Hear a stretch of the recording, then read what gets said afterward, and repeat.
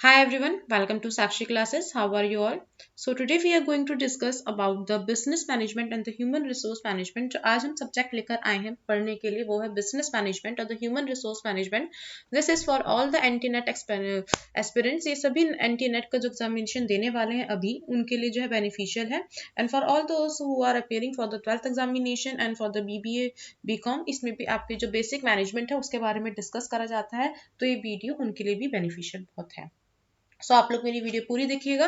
And रही बात इसकी NT-NET की, तो पूरा सिलेबस जो है इसमें मैं आपको कवर अप कराऊंगी. जो यूट्यूब का सेशन है यहाँ पे आपकी अप्रोक्सीमेटली 7 to 8 क्लासेस में इसकी बिजनेस मैनेजमेंट एंड HRM की जो है लूंगी. उसके अंदर पूरा सिलेबस जो है आपका कवर अप करा दूंगी. And after that we will discuss the MCQ series also. सबसे पहले तो अगर अब तक आप लोगों ने मेरे चैनल को सब्सक्राइब नहीं करा तो प्लीज़ मेरे चैनल को सब्सक्राइब कर लीजिएगा एंड साथ ही साथ बेल आइकन दबा दीजिए ताकि जब भी मैं कोई भी वीडियो डालूं आप लोग को नोटिफिकेशन मिलती रहे और आप लोग इतनी मेरी सभी वीडियोस को देख सकें. स्टार्ट करते हैं अपना आज का टॉपिक. आज का टॉपिक है हमारा business management and human resource management. हम जो डिस्कस करने वाले हैं, हम जो नॉर्मल कंसेप्ट है बिजनेस मैनेजमेंट के वो डिस्कस करने वाले हैं. तो बिजनेस मैनेजमेंट को समझने से पहले सबसे पहले हम समझेंगे कि आखिर मैनेजमेंट क्या होता है. मैनेजमेंट क्या होता है. अब मैनेजमेंट किस वर्ड से बना है? आपका मैनेज वर्ड से बना है. मैनेज का वर्ड क्या मतलब क्या होता है? मैनेज का मतलब होता है किसी चीज को अरेंज करना, किसी चीज को एक तरीके से आपको सही पोजीशन में करना.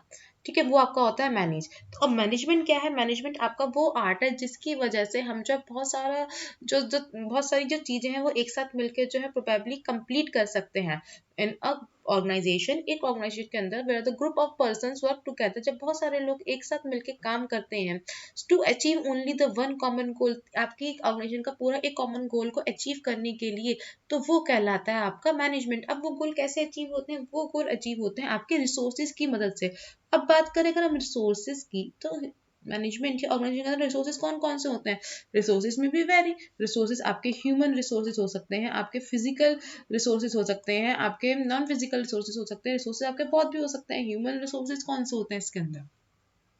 ह्यूमन रिसोर्स हो गए आपके एम्प्लॉय, आपके लेबर्स जो आपके ऑर्गेनाइजेशन के अंदर काम कर रहे हैं. और आपके फिजिकल रिसोर्स क्या हो गया? आपका लैंड, लेबर, कैपिटल वगैरह जो हो गई. आपके नॉन फिजिकल कौन से हो गए इसके अंदर? जो आपकी मेहनत लग रही है, ये सब क्या है? आपके रिसोर्सेज है.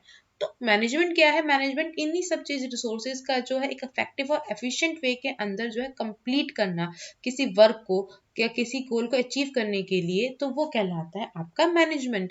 ठीक है, अब बात करें हम आखिर ये एफिशिएंट और इफेक्टिव होता क्या है. रिसोर्सेज एफिशिएंट और इफेक्टिव क्या होते हैं, इसको भी हम डिस्कस कर लेते हैं. वेट एक सेकंड, इसी में आपको मैं डिस्कस करती हूँ एफिशिएंट और इफेक्टिव क्या होते हैं. एफिशिएंट का मतलब क्या होता है, यानी कि एफिशिएंसी क्या होती है? Completion of a task with the minimum cost. यानी कि अगर हम किसी भी टास्क को, ये मेरे पास टास्क है, उसको जो है हम मिनिमम कॉस्ट के अंदर अगर हम उसे कंप्लीट कर रहे हैं तो हम कह सकते हैं कि जो हमारा वर्क क्या है वो एफिशिएंट है, यानी कि एफिशिएंसी है हमारे वर्क के अंदर. ठीक है, अगर हम बात करें अफेक्टिवनेस की, यानी कि अफेक्टिव की अगर हम बात करें, इसका मतलब क्या है? हम कोई भी वर्क की जो हमारा टास्क है उसको जो है एक बहुत ही ज्यादा इजीएस्ट वे के अंदर और जो है पूरा कर रहे हैं. इसको हम इजीएस्ट वे के अंदर जो है पूरा कंप्लीट करना है with in the time period. अगर हम किसी भी चीज को है with in the time period और इजीएस्ट वे के अंदर कंप्लीट कर रहे हैं, तो वो क्या है? आपका इफेक्टिव वे है. सो दैट मीन्स जो रिसोर्सेज हमारे पास अवेलेबल होते हैं, द मैनेजमेंट है उसको यूज करता है ताकि वो अपने गोल को अचीव कर सके. फिर अगर हम बात करें सिर्फ बिजनेस की, बिजनेस वो जगह है जहाँ पे बहुत सारे लोग मिलकर काम करते हैं इसी कॉमन गोल के ऊपर. और बिजनेस किस लिए चलता है? ताकि हम क्या कमा सके? हमेशा प्रॉफिट कमा सके. तो that means the business management क्या है? बिजनेस को मैनेज करना. तो यानी कि बिजनेस को इस तरह से मैनेज करना ताकि जो हमने पहले से गोल प्री डिटरमाइंड सोचा हुआ है बिजनेस का, हम उसको जो है इजिली अचीव कर सके. सो this is your the business and the business management क्या होता है. अब अगर हम बात करें आगे, इसको थोड़ा पढ़ेंगे. मैनेजमेंट क्या है? मैनेजमेंट को अगर हम एज सिस्टम पढ़े, मैनेजमेंट सिस्टम के रूप में पढ़े, तो क्या है मैनेजमेंट एज अ सिस्टम हमारा 3 टाइप में होता है. यानी कि इस सिस्टम क्या एक तरीके से पूरा प्रोसेस हो गया. यानी कि पहले उसके अंदर इनपुट डाला जाता है, देन वो प्रोसेस होता है, फिर उसी से उसका आउटपुट निकलता है. अब मैनेजमेंट में अगर हम बात करें, इनपुट क्या है? इनपुट हमारे पास क्या है? इसमें मैन है जो काम कर रहे हैं हम. ठीक है, जो मटेरियल है वो भी तो इनपुट ही है. मटेरियल जो हमारे पास अवेलेबल होता है बिजनेसेस के अंदर, जो हम मशीनरी यूज कर रहे हैं जिसलिए हम प्रोडक्शन कर सकते हैं. ठीक है, मनी हो गई, जितने हमारे पास यानी कि पैसा है, फंड्स हैं. ठीक है, जो मेथड हम इसके अंदर यूज कर रहे हैं, और सबसे पहली बात मार्केट, यानी किस मार्केट के अंदर हम इसे लेके जाना है। अगर हम बात करें प्रोसेस की, इसको हम प्रोसेस कैसे करेंगे, प्रोसेस हम इसको करेंगे POSD, यानी कि किससे, मैनेजमेंट के फंक्शन से। जो मैनेजमेंट क्या एक तरीके से पूरा प्रोसेस है, उस प्रोसेस के अंदर हम क्या करेंगे, जो इनपुट्स होते हैं इसको प्रोसेस करते हैं। अब प्रोसेस कैसे हो सकता है, planning, organising, staffing, directing and controlling की वजह से। अगर हम बात करें आउटपुट की, अब जब हमारे इनपुट थे, इन इनपुट को हमने प्रोसेस करा मैनेजमेंट के प्रोसेस की हेल्प से, तो उससे क्या हमें मिला, हमें मिला आउटपुट। आउटपुट क्या है, आउटपुट आपका फाइनल प्रोडक्ट जो हमारे पास आ जाता है, यानी कि हमने अचीव कर लिए ऑर्गेनाइजेशन के गोल, या प्रोडक्शन हमने कर लिया, डिस्ट्रीब्यूशन कर लिया गुड्स और सर्विसेज का, ये सब क्या होगा, आपका आउटपुट में आ गया है। ठीक है, अब अगर हम बात करते हैं मैनेजमेंट की कैरेक्टरिस्टिक्स की, आखिर मैनेजमेंट की कैरेक्टरिस्टिक्स क्या होती है। सबसे पहला क्या, कि गोल ओरिएंटेड होता है। गोल ओरिएंटेड मतलब जो भी हमारा गोल है, जो भी हमारा लक्ष्य है, उसको जो है टारगेट को पूरा करने के लिए ही मैनेजमेंट जो है करा जाता है, मैनेज करा जाता है हर चीजों को कंटिन्यूस। यानी कि अगर हमारा एक गोल अचीव हो जाता है, तो दैट मीन्स फिर ऑर्गेनाइजेशन जो है अपना दूसरा गोल बनाती है, लॉन्ग टर्म या शॉर्ट टर्म गोल बनाती है, उसको अचीव करती है। ऐसे जो है ये नेवर एंडिंग प्रोसेस है, कंटिन्यूस प्रोसेस है, मैनेजमेंट आपका चलता ही रहेगा किसी ना किसी काम के लिए। मैनेजमेंट क्या है, इंटेंजिबल है। अब मैनेजमेंट क्या है, एक तरीके से आपकी सर्विस है जो, या इंटेंजिबल है, जो दिखाई नहीं दे सकती लेकिन फील हो सकती है। अब कंपनी के अंदर काम हो रहा है, जो उसका काम हो रहा है एक प्रॉपर वे के अंदर, उस काम को हम देख तो नहीं सकते, बट हम फील कर सकते हैं कि हमारे पास आउटपुट आ रहा है। तो ये क्या है, हमारा इंटेंजिबल है। परवेसिव, परवेसिव का मतलब ऑल एप्लीकेबल, यानी मैनेजमेंट जो आपका हर चीज के अंदर एप्लीकेबल होता है, नॉट इन द ऑर्गेनाइजेशन बल्कि इन द डेली टाइम जो आपका है उसके अंदर भी आपका क्या है, एप्लीकेबल होता है। अब क्या है मैनेजमेंट, मैनेजमेंट आपका मल्टी डिसिप्लिनरी है। मैनेजमेंट मल्टी डिसिप्लिनरी कैसे है, मैनेजमेंट मल्टी डिसिप्लिनरी इसलिए है क्योंकि आपका जो मैनेजमेंट है एक तरीके से वो आपका बहुत चीजों के लिए काम आ जाता है। मैनेजमेंट आपका बहुत ज्यादा चीजों का काम होता है। कैसे, आपकी इकोनॉमिक चीजें हो गई, इकोनॉमिक में भी काम आ जाता है। ठीक है, एनालाइज करने में, फाइनेंस में भी काम आ जाता है आपका। ठीक है, सोशल कंपोनेंट के रूप में भी काम आ जाता है, साइकोलॉजी में भी काम आ जाता है, इकोलॉजी में भी काम आ जाता है, एंथ्रोपोलॉजी में भी काम आ सकता है। मैनेजमेंट क्या है, आपका हर चीज के अंदर जो है काम आ सकता है। ठीक है, मैनेजमेंट क्या है, आपका ग्रुप एफर्ट्स भी लाता है। मैनेजमेंट क्या है, आपका ग्रुप एफर्ट्स भी लेकर आता है। ये भी इसके कैरेक्टरिस्टिक्स हैं कि ग्रुप एफर्ट्स लेकर आता है, यानी कि लोगों को कंबाइन करता है, उनको ग्रुप फॉर्म करता है और उनसे जो है अपने डिजायर गोल पूरे करवाता है। डायनामिक फंक्शन है, यानी कि वो समय के साथ साथ जो है आपका मैनेजमेंट जो है ये चेंज भी आपका होता रहता है। तो बाकी तो ये सब मैंने आपको बता दी। अब आते हैं हम ऑब्जेक्टिव ऑफ मैनेजमेंट। ऑब्जेक्टिव क्या होता है मैनेजमेंट का, यानी कि ऑब्जेक्टिव मतलब मेन गोल क्या होता है मैनेजमेंट का। यानी कि मैनेजमेंट का ऑब्जेक्टिव क्या है, कि जो भी हमारे पास रिसोर्सेज अवेलेबल है हम उसका इफेक्टिव यूटिलाइजेशन करें। ठीक है, जो इनोवेशन को जो हम ज़्यादा से ज़्यादा अपने प्रोडक्ट के अंदर लिख कर आए, जिस चीज़ के अंदर हम डील कर रहे हैं, टीम बनाए, टीम ज़्यादा से ज़्यादा बनाए और टीम से वर्क कराएं ताकि वो टीम में रहकर काम कर सकें अच्छा। ठीक है, और लोगों को एम्प्लॉयमेंट भी दे सके।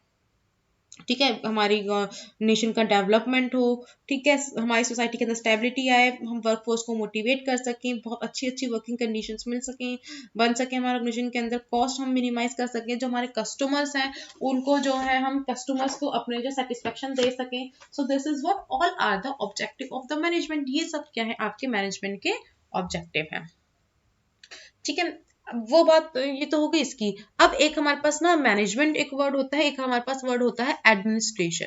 एक होता है हमारे पास मैनेजमेंट, एक होता है हमारे पास एडमिनिस्ट्रेशन वर्ड। तो ये दोनों क्या होते हैं, मैनेजमेंट तो हमने आपको बता दिया कि क्या होता है, कि management by art of getting thing together with the help of the given resources. जितने भी रिसोर्सेज होते हैं हम उससे जो है काम पूरा कर लेते हैं। बट एडमिनिस्ट्रेशन क्या है, एडमिनिस्ट्रेशन क्या होता है, एक तरीके से ये आप जो आप काम कर रहे हो उसके लिए जो पॉलिसीज बिल्डअप होती हैं, प्रिंसिपल्स बिल्डअप होते हैं, वो क्या कहलाता है, आपका एडमिनिस्ट्रेशन कहलाता है। यानी कि प्लानिंग और कंट्रोलिंग जहाँ करी जाती है वो आपका मेन फंक्शन किसका होता है, एडमिनिस्ट्रेशन का। जबकि अगर हम मैनेजमेंट की बात करें, मैनेजमेंट के मेन फंक्शंस क्या हैं, हमारे मेन फंक्शंस है डायरेक्टिंग और ऑर्गेनाइजिंग, यानी कि कैसे हम डायरेक्ट करें, कैसे अपना काम पूरा करें, कैसे उसको ऑर्गेनाइज करें। बट एडमिनिस्ट्रेशन क्या करता है, उसी की जो है प्लानिंग करता है, उसको कंट्रोल करता है कि हम कैसे जो है अपने गोल्स हैं उसको अचीव कर पा रहे हैं। ठीक है, अगर अब हम बात करें द लेवल्स ऑफ मैनेजमेंट या फिर मैनेजरियल स्किल्स, अगर हम रॉबर्ट कैट्स की अगर अकॉर्डिंग पढ़ें तो क्या मैनेजरियल स्किल्स हैं हमारे पास? बेसिकली 3 मैनेजरियल स्किल्स होते हैं, कंसेप्चुअल, ह्यूमन एंड टेक्निकल। और हमारे पास 3 लेवल के मैनेजमेंट होते हैं, the top level management, middle level management and the lower level management. ठीक है, अब ये जो लेवल्स है ना मैनेजमेंट की, इन्हीं के अंदर जो है डिफरेंट डिफरेंट स्किल्स जो है पाई जाती है, जिसको हम जो है डिस्कस करने वाले हैं। So the firstly talking about the top level management, यानी कि टॉप मैनेजमेंट होता है, उसके अंदर कंसेप्चुअल स्किल्स आती हैं, यानी कि वो डिसाइड करते हैं टॉप मैनेजमेंट की आखिर क्या विजन है, क्या मिशन है हमारी कंपनी का। ठीक है, क्या विजन है, क्या मिशन है, क्या विजन है हमारी कंपनी का, क्या पॉलिसीज वगैरह होंगी, ये सब। अगर अब हम बात करें मिडिल मैनेजमेंट की, जो मिडिल मैनेजमेंट होता है उसके अंदर हमारी सारी ह्यूमन स्किल्स आती हैं, यानी कि इम्प्लीमेंटेशन आते हैं, यहाँ पे मैनेजर्स वगैरह हो गए, सुपरवाइजर्स हो गए, जो आपको जो है काम करवाते हैं। फिर आते हैं आपके फर्स्ट लाइन मैनेजमेंट, यानी कि इसमें आपके सारे कितने आ गए, सारे आपके इसमें लेबर्स आ गए। ठीक है, लेबर्स आ गए, सुपरवाइजर्स हो गए, वो जो है अपनी टेक्निकल स्किल्स, यानी कि जो आपके प्रोडक्शन प्रोसेस के अंदर जो है काम देते हैं। सो टॉप लेवल मैनेजमेंट के अंदर आपकी कंसेप्चुअल स्किल्स आती हैं, मिडिल लेवल मैनेजमेंट के अंदर आपकी ह्यूमन स्किल्स ज्यादा होती हैं, but in the first line management आपकी टेक्निकल स्किल्स होती हैं बेसिकली, जो कि किस पे वर्क करती है, जो टॉप लेवल मैनेजमेंट डिसाइड करता है उस पे जो है वर्क करती है, और इसको कौन गाइड करता है? मिडिल लेवल मैनेजमेंट करता है। ठीक है, आगे बढ़ते हैं। अब कुछ टर्मिनोलॉजीज होती हैं जो मैनेजमेंट में हम बेसिकली बहुत यूज करते हैं, आपने सुना भी होगा। कौन कौन सी? POSDCORB, ये क्या होता है, इसका मतलब क्या होता है? P से आपका planning, then organising, staffing, directing, controlling. Controlling होता है वैसे तो, बट इसको हम कंट्रोलिंग की जगह यहाँ पे हम मानते हैं कोऑर्डिनेटिंग। कोऑर्डिनेटिंग, ये आपका जो सी हुआ है दोनों मिलके क्या बन गया आपका? कोऑर्डिनेटिंग। आर से क्या हो गया आपका? आर से हो गया आपका रिपोर्टिंग, एंड बी से आपका हो गया बजटिंग। बी से होगा आपका बजटिंग। अब ये जो मैनेजमेंट के प्रिंसिपल्स हैं, ये किसने दिए थे? Planning, organising, staffing, directing, coordinating, reporting, budgeting, ये आपके दिए थे लुथर, ग्यूलिक एंड उर्विक। उनके अकॉर्डिंगली जो मैनेजमेंट के हैं 5 प्रिंसिपल्स नहीं थे, उनके अकॉर्डिंगली मैनेजमेंट के आपके 7 प्रिंसिपल्स हैं, data, planning, organising, staffing, directing, coordinating, reporting and budgeting. Sorry 6। अगर हम बात करें POCC की, यानी हेनरी फेयोल के अकॉर्डिंगली हमारे जो मैनेजमेंट के जो है प्रिंसिपल्स थे वो कितने थे? हमारे 5 थे। कौन कौन से थे? प्लानिंग, ऑर्गेनाइजिंग, सी से आपका ये था कमांड, दूसरे सी से आपका मतलब था coordinating, and the last one is of the controlling. फिर आती थी आपकी कंट्रोलिंग, यानी कि पहले हम प्लान करेंगे, फिर ऑर्गेनाइज करेंगे, then what will we do, हम कमांड करेंगे यानी कि ऑर्डर देंगे, फिर उसको कोऑर्डिनेट करेंगे कि वर्क हमारा हो रहा है नहीं हो रहा, फिर उसको क्या करेंगे हम लास्ट में कंट्रोल करेंगे। And then the last POSDC, ये आपका जो है नूर्स ओडेनल ने दिए थे। उन्होंने क्या कहा था? हमारे मैनेजमेंट के जो है 5 प्रिंसिपल्स होते हैं। कौन कौन से प्रिंसिपल्स होते हैं? Planning, organising, staffing, directing and controlling, जो कि मेन आप जो है पढ़ते आ रहे हैं स्टार्टिंग से। ठीक है,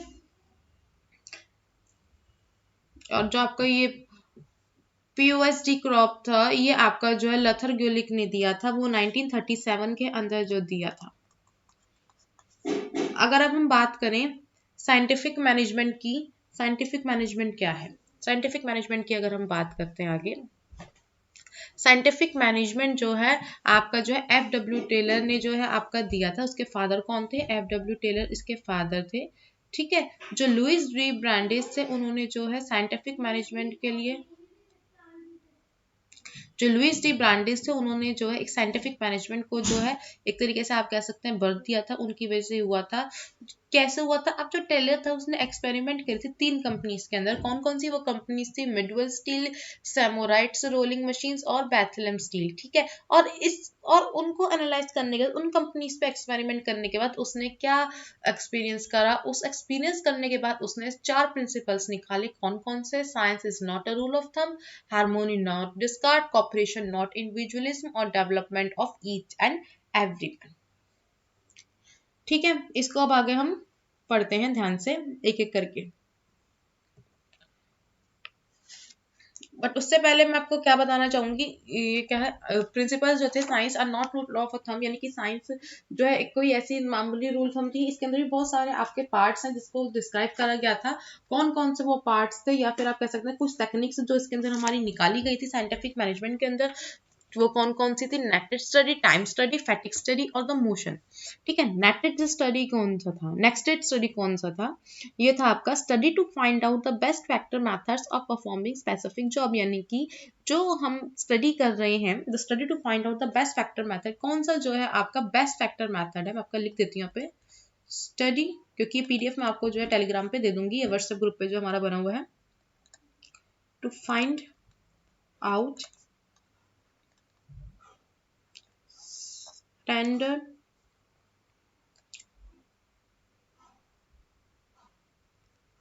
और best factor method of performing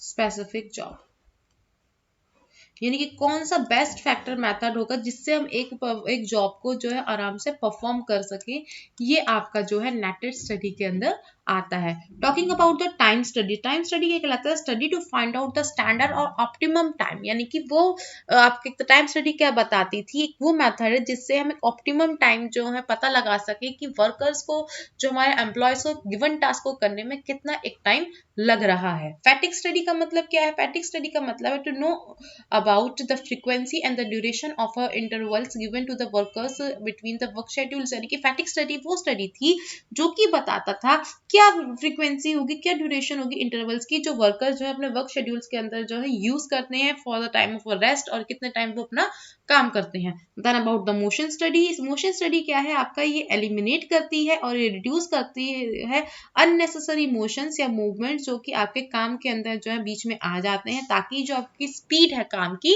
वो ज्यादा से ज्यादा बढ़ सके। सो this is about the four techniques of the scientific management, and these are the important ones. Talking about the functional foremanship, अगर अब हम बात करें फंक्शनल फोरमैनशिप की, फंक्शनल फोरमैनशिप क्या है? फंक्शनल फोरमैनशिप को हमें समझने के लिए क्या समझना पड़ेगा, एक फैक्ट्री मैनेजर है वो पूरे प्रोसेस को कैसे करता है ताकि आपकी फैक्ट्री के अंदर जो है प्रोडक्शन बहुत अच्छे से हो सके, ठीक है, और जो हमारा जो आउटपुट है वो भी आराम से निकल सके, ठीक है। तो ये हम डिस्कस करेंगे। अब अगर हम बात करें आपके फंक्शनल फोरमैनशिप के अंदर, इसके अंदर दो तरह के आपके फंक्शंस आते हैं। कौन कौन से वो दो तरह के आपके फंक्शंस होते हैं?